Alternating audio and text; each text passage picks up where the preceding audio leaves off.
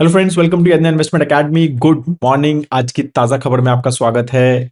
Global news से पहले शुरुआत करेंगे, कुछ इंडिया स्पेसिफिक और कुछ स्टॉक स्पेसिफिक न्यूज़ के बारे में बात करेंगे। रिजल्ट चल रहे हैं तो थोड़ा बहुत रिजल्ट्स के बारे में भी लास्ट में बात करने ही वाले हैं। वीडियो को लास्ट तक ज़रूर देखना। आज एक इंटरेस्टिंग वीडियो है नॉलेज सेक्शन में, तो वो हम लास्ट में I will play it for you. Right, video को स्टार्ट करने से पहले I just want to let you know we are planning a session on financial freedom के ऊपर in Dubai on 7th of Feb, जो कि एक सैटरडे है। फर्स्ट हाफ में रखेंगे, ठीक है। तो if you guys are in and around Dubai में हैं तो please do plan to attend the session. बहुत इंटरेस्टिंग रहेगा आपके लिए। अंडरस्टैंडिंग द करंट मार्केट्स के बारे में भी बहुत सारे डिस्कशन करने ही वाले हैं, right. Jio politics and everything वो तो रहेगा ही, प्लस ओवरऑल प्रोसेस जो है हमारा financial planning and early retirement and financial freedom के ऊपर, वो मेजरली हमारा कोर टॉपिक रहने वाला है। So if you guys are around, Parimal and I will be there for the session, ठीक है, फिजिकली। तो प्लीज़ आप अगर हैं तो कमेंट सेक्शन में हमने पिन किया हुआ है, मैंने सेशन पे रजिस्टर ज़रूर करें। ठीक है, स्टार्ट करते हैं आज का वीडियो। तो पहले जैसा अभी थोड़ा सा मैंने स्टार्ट किया है, जियो पॉलिटिक्स के ऊपर थोड़ा सा डिस्कशन करेंगे। तो ऑफ कोर्स इंडिया अभी दावोस में, India is being Jio politically काफ़ी सेंट्रल चल रहा है इन डिस्कशंस, बिकॉज एक तो यूरोप में है and Europe India trade deal is expected to happen very सून।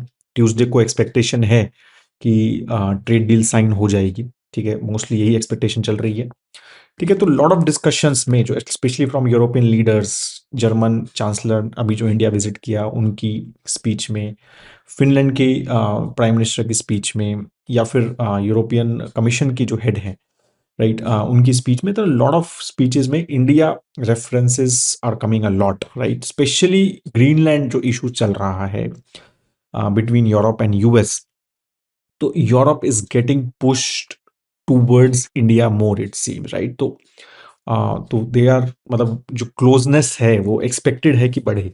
तो इसकी वजह से काफ़ी सारी चीज़ें चल रही हैं। देखो, Brazilian president is planning to visit India soon. Canada's prime minister is visiting India soon. EU president तो she is coming tomorrow, Saturday को।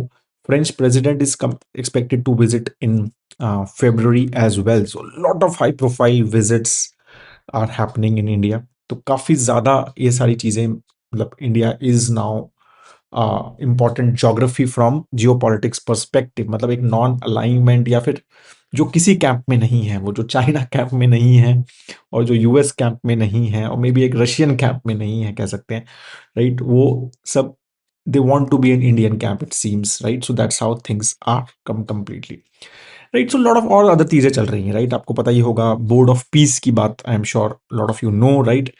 तो ग्लोबल ऑर्डर को रीराइट करने की basically Trump is trying to do. United Nation जैसी एक organisation setup करने की बात चल रही है एज बोर्ड ऑफ पीस, जिसमें he will be life time chairman, that's what he has said, right. तो काफ़ी इंटरेस्टिंग चीज़ें मतलब उसमें चल रही हैं। बहुत सारे जो कंट्रीज हैं जो कि उनके अलाय हैं या यूरोपियन लीडर्स हैं, including China, including India, right, अभी तक कुछ commitment to join that board of peace नहीं आया है। जबकि Vladimir Putin, right, Russian president has said कि he is interested, but at least जो कल साइनिंग एक उसमें हुई है, उसमें देयर वाज नो एनवॉय और ही वाज नॉट प्रेजेंट। तो काफ़ी इंटरेस्टिंग जो है जियो पॉलिटिकली अभी बोर्ड ऑफ पीस का क्या रोल रहेगा apart from the Gaza piece.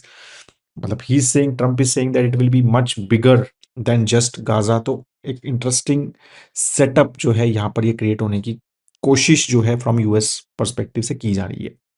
बाकी मिस्टर जेलेंस्की जो कि यूक्रेन के प्रेसिडेंट हैं, he has said that Ukraine, US and Russia are planning to hold first trilateral talks in UAE on 23rd of Jan, ठीक है। तो यहाँ पर भी मतलब सॉरी, रशिया यूक्रेन जो एस्केलेशंस हैं, वॉर है, whatever we want to say it, right, तो उसमें भी जो है कुछ अपडेट्स जो है यहाँ पर आती हुई नजर आ रही हैं कि यूक्रेन, यूएस एंड रशिया जो है they are going to hold first trilat, तीनों साथ में बैठ के कुछ डिस्कशन करने वाले हैं। तो ये पहली बार हो रहा है, तो that is going to an important meeting, right. बाकी ईरान से भी आ रहा है कि again there are some build up, lot of news are coming, there's lot of military build up around is Iran, right, by US, right, consistently इस चीज के वो आ रहे हैं कि बहुत सारे एयरक्राफ्ट्स एंड सी जो उनके बेसिकली करियर हैं, एयरक्राफ्ट करियर हैं, तो वो they are basically going towards Iran. तो वहाँ पर भी एस्केलेशन का अभी भी जो है एस्केलेशन की एक्सपेक्टेशन हो सकती है, जबकि बीच में थोड़ा-सा हो गया था कि ट्रंप ने कहा था कि हम नहीं करेंगे, कुछ मिलिटरीली नहीं करेंगे, but there is still some complications which is expected to be there, right? बाकी because of all this Greenland thing, right? Europe में ये चल रहा था कि भई हम ट्रेड डील कैंसल कर देंगे, बिकॉज़ ट्रंप ने कहा कि हम टैरिफ लगाऊँगा मैं, अब फिर उन्होंने कहा कि मैं टैरिफ नहीं लगाऊँगा। अब यूरोप की जो स्टेटमेंट है कि हम ट्रेड डील कैंसल कर देंगे, I think that has also become null and void, I am assuming, right? But इसके चक्कर में क्या हो रहा है कि gold has is basically going up and up because of all these, मतलब volatility in the politics, right? तो उसमें क्या होता है कि एक सेफ हेवन जो है वो गोल्ड ही लगता है ऐसे टाइम पे, specially from the central banks across the world and investors as well. तो उनको लगता है कि यही ठीक है भाई, राइट? इसका कोई काउंटर पार्टी रिस्क नहीं है ना, कि भाई आपने डॉलर ले लिया तो फिर आप यूएस पे डिपेंडेंट हो, आपने यूरो ले लिया तो आप यूरोप पे डिपेंडेंट हो, राइट? बट आपने गोल्ड ले लिया तो आप किसी पे डिपेंडेंट नहीं हो, तो काउंटर पार्टी रिस्क खत्म हो जाता है। तो इस चक्कर में ये सब चीज़ें हैं। लेकिन अब कल ट्रंप ने ये भी बोला ऑन ग्रीनलैंड कि if Europeans were to start selling US securities there would be a retaliation, right? तो अगर यूरोपियंस ने यूएस सिक्योरिटीज बेच के गोल्ड लिया तो हम रिटेलिएट करेंगे, दैट वाज स्टेटमेंट। तो ये भी काफी इंटरेस्टिंग जो है, एंड आई एम श्योर आप बॉन्ड मार्केट भी फॉलो कर रहे हैं। 4.3 के आसपास चला गया था यूएस 10 ईयर जीसेक, और उसके बाद जो है डोनाल्ड ट्रंप बेसिकली सेड कि नहीं, मैं जो है टैरिफ नहीं लगाऊंगा यूरोप पे, राइट? एंड देन थोड़ा सा वो सबसाइड हुआ। सो सारी चीजें जो है ना, they are lot of things which are going on globally, right? Gold is $4900 per ounce, right? तो क्रेजी ग्रोथ जो है वो गोल्ड में वी कैन सी कंसिस्टेंटली, मतलब जो लोगों के टारगेट मतलब एक एक दो दो तीन तीन साल के थे, वो महीनों में या वीक्स में जो है वो हिट हो रहे हैं। मतलब अगर हम वेरियस एनालिस्ट के टारगेट्स देखें, तो this is how it is happening. तो there is definitely lot of uncertainty in the world today from geopolitics perspective, especially driven by Mr. Trump.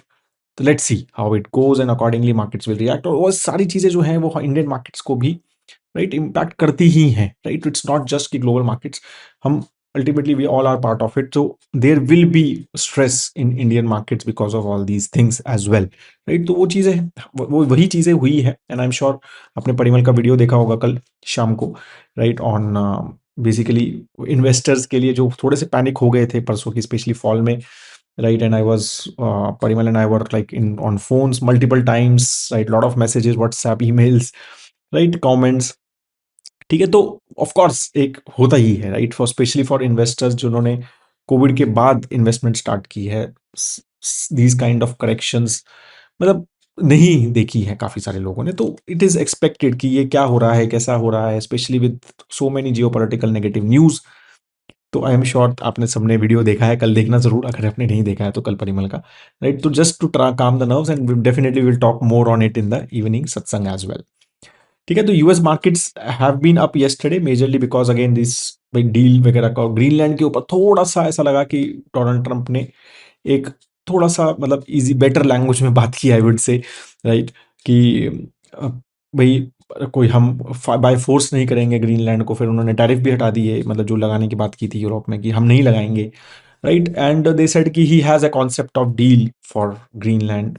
तो ये सारी चीज़ें बेसिकली वहाँ पर हैं, तो इसलिए थोड़ा सा मार्केट अब थोड़ा भाई ईज आउट हो रहा है कि ठीक है भाई, ऐसा झगड़ा तो नहीं होगा, एटलीस्ट वॉर तो नहीं होगा यूएस और यूरोप के बीच में, ऐसा मार्केट का एक्सपेक्टेशन है, राइट? बाकी पीसीई नंबर जो आते हैं यूएस में, जो काफ़ी एक इंपॉर्टेंट इन्फ्लेशन गॉज होता है यूएस फेड का, पर्सनल कंजम्पशन एक्सपेंडिचर, राइट? तो उसमें 2.8% ग्रोथ हुआ, एक्सपेक्टेशन के आसपास ही था, राइट? जो 2.8% का ही एक्सपेक्टेशन था, तो 2.8% तो अभी भी अबव 2% टारगेट है, राइट? तो वी आर नॉट श्योर अब, मतलब मोर इंटरेस्ट रेट कट का कुछ एक्सपेक्टेशन अभी है नहीं यूएस फेड का till that time at least, Jerome Powell is there, ऐसा ऐसा लगता है।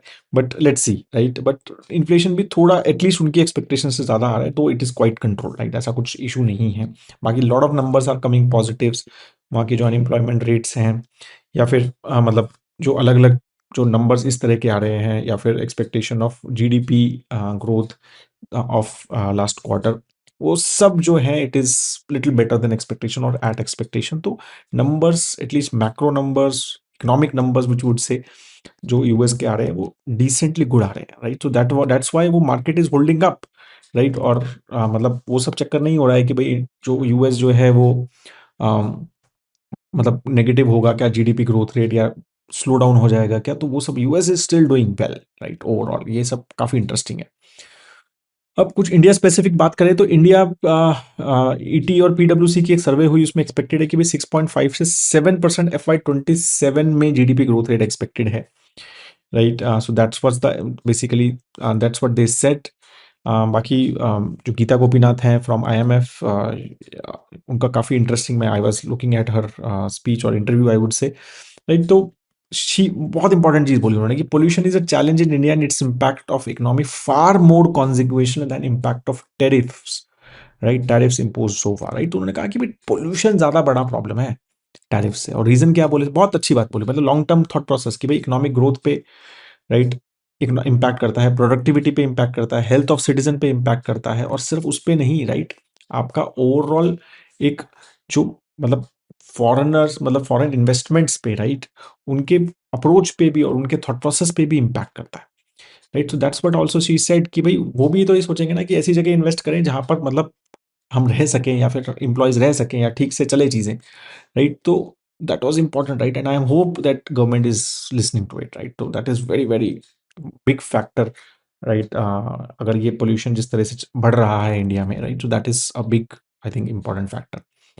अब कुछ रिजल्ट्स की बात कर लेते हैं। तो बंधन बैंक का रिजल्ट आया, तो बंधन बैंक का रिजल्ट जो है प्रॉफिट मतलब देखने को 52% गिरा है, but again it was because last year या ईयर ऑन ईयर 538 करोड़ का एक वन टाइम इनकम था from the credit guarantee fund, जो इस बार नहीं आया, राइट। तो ओवरऑल लेकिन अगर हम एडवांसेस देखें तो 10% एडवांसेस बढ़े हैं, राइट। एंड सिक्योर्ड बुक भी उनकी बड़ी है, right. Consistently secured book they are increasing because they have been into micro finance, तो सिक्योर्ड बुक कम थी, तो but now they are consistently increasing secured book. तो नंबर्स आर मतलब ठीक है, मतलब ऐसा एक्सपेक्टेशन से थोड़ा लो है बट ठीक है।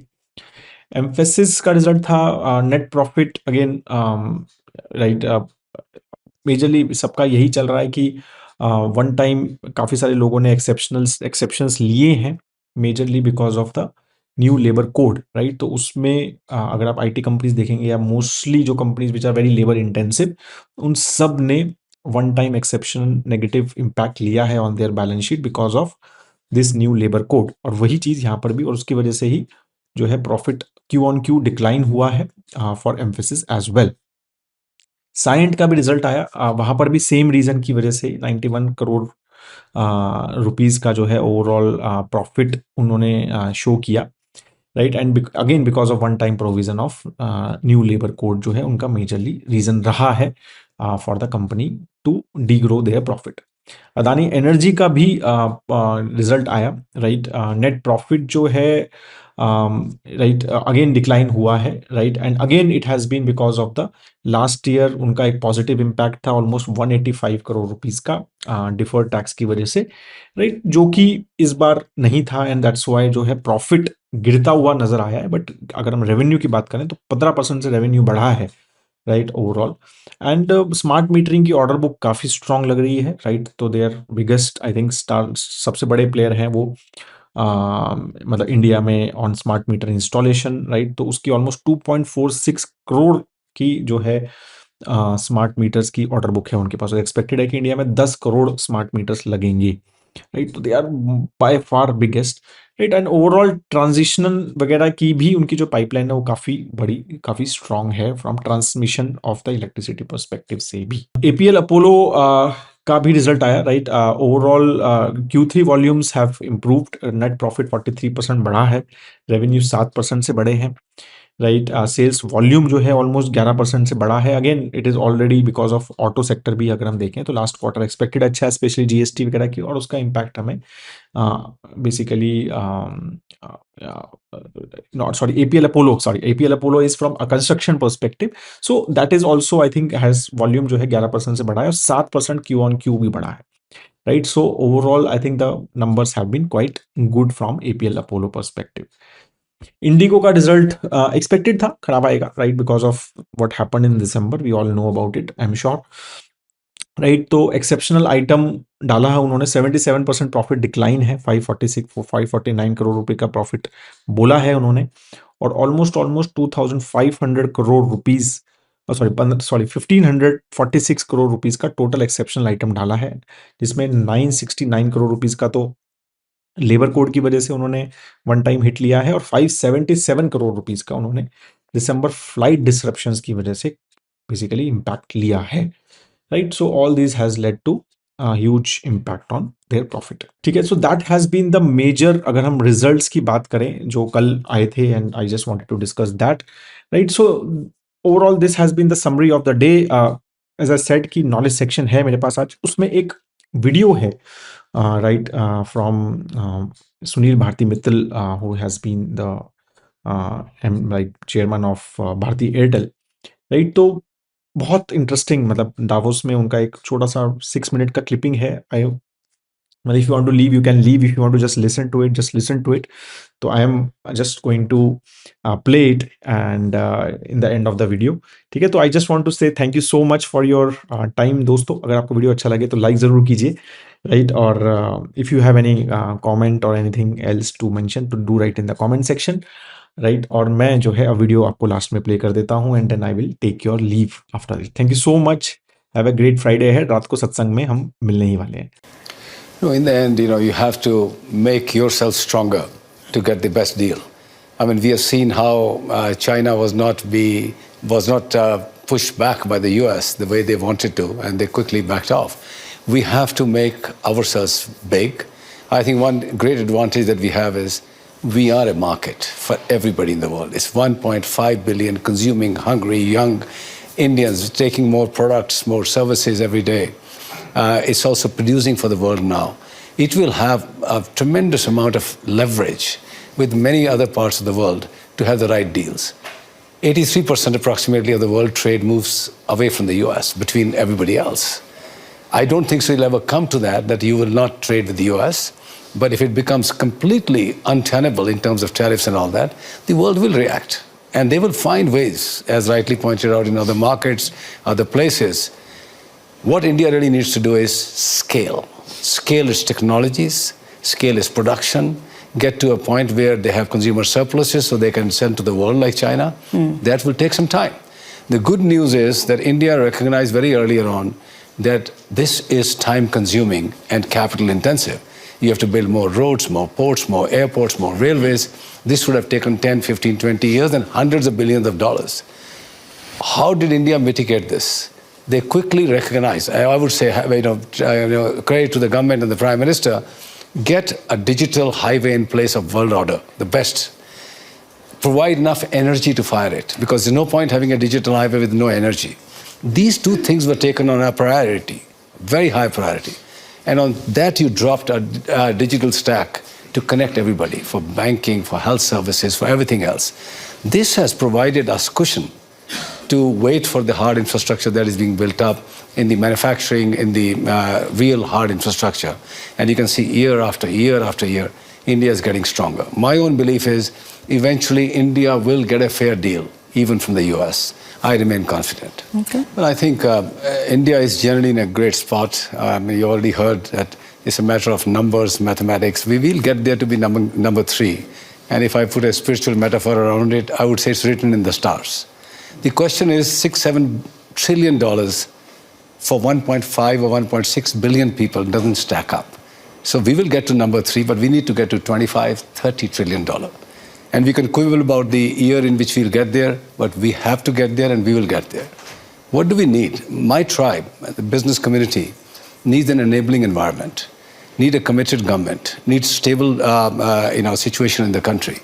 All that is available now. One factor that is coming to challenge our growth that we are currently on is massive competition that has occurred in the world today. US was a huge market for China to grow itself. And they used 20-30 years of that wonderful moment to build their factories, to build their manufacturing bases, go into deep tech, earn a tremendous amount of money to shore up the economy. That opportunity is not available for India. So we will have to find our own ways and means. Thankfully, we have a huge market. India, the continent of consumers, young people consuming more and more. We will be signing, hopefully, the EU trade deal very soon. Yes. UK is done, Australia is done, New Zealand is done, UAE is done, many more in the pipeline. But the big one with the US hopefully also gets done soon. We heard from Secretary Lutnick this morning, America must bring everything back to manufacture in America. That's a change. We need to deal with that new shift in the global trading norms that we'll have to deal with. Give us more backing from the government, give us more freedom. We have a prime minister who understands the power of business. He uses the industry and industry players to scale up the country, provide more employment. The PLI scheme that has come out, I never thought during my lifetime India will be a manufacturing destination for electronics or telecom equipment. All that has changed in the last 5, 7, 8 years, just in the last 5, 7, 8 years. Massive amount of exports of Apple phones and many other products are happening now. I remain very, very confident that the energy that I see in India, and now I work in Europe, I work in France, I work in the UK, and I can tell you, we will continue to grow at the rapid clip of 6, 7, 8, hopefully in some years even higher, whereas the world will be settling at 0.5%, 1%, or minus in certain years. We have a good future for us. What can derail us is only the competitive intensity of the world play now that we need to deal with, and that really lies in the hands of the able government, how they deftly deal with the trade deals. Well, I can say certainly nothing from France or UK. No, it's much harder, much harder. Oh, really? Oh my Okay. God, oh my God, it's much harder, and they also have the additional burden of the Brussels bureaucracy, which they have to deal with. There's just multiple layers there. I would say US is a good model, where business is really highly encouraged, and the ease of doing business, I would say, to a good level. And of course, there are examples, fine examples in Singapore and UAE, etc. But I would echo Honorable Minister's point of view here. India has come a long way. I mean, I'm a product of, I started in '76. So I have You're seen, giving your age away. Yeah, it's fine. But I am telling you, I've seen this plethora of books, handbooks, manuals, standing outside in DGTD, CCIE, hundreds of departments getting one license to get something into the country. All that is gone. 1992 or 91, 92 was one big wave. And I would say in the last 10 years, a lot has been done. Can more be done? Yes. We as business community will keep on asking for more, transfer more faith onto us. Have faith, we will do the right things, we'll be more compliant. Indian companies have much better governance standards today than they were in the 90s and early 2000s. I think this government is engaged. I hope and really I'm confident that this committee is set up for a real reason, because the Prime Minister recognizes there is still much more to be done in ease of doing business. And I remain very hopeful something good will come out of this. Okay.